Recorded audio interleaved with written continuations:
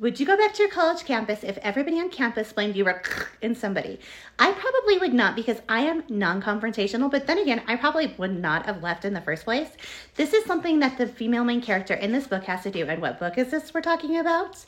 Into the Light by V. Taylor. And this is book 2 and the University of Isles duet.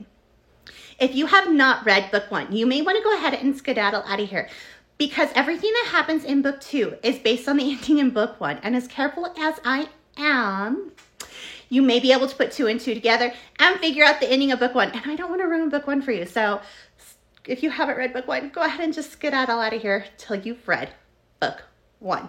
For those of you that have read book 1, what you can expect in book 2 is crime lifestyle, violence, spice, mental illness, and grief.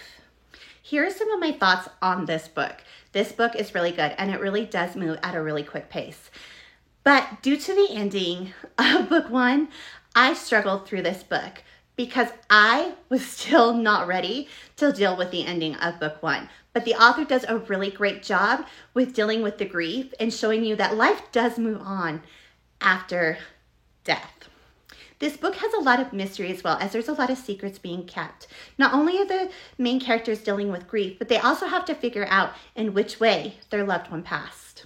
This book really touches on grief and healing with grief in a lot of aspects, so make sure you check those trigger warnings before you do dive into this one. But it is really good, and it really does touch your heart, and it really is a very emotional read. And I just could not help but cry on this one, but it does move quick, and it really pulls you in, and it is spicy too, and emotional, and just very romantic overall. This is a contemporary romance with the mafia aspect to it as well, so it can have a darker edge to it. So be prepared.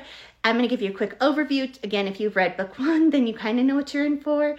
So let's go over a quick overview so you can decide whether you want to read it or not. Ember goes back to the university, even though she's still being blamed for his death. Rain does his best to protect her from the backlash of this. Rain and Ember get put on a school project together, as well as trying to uncover the secrets of his passing, and trying to do that all before his dad loses his patience.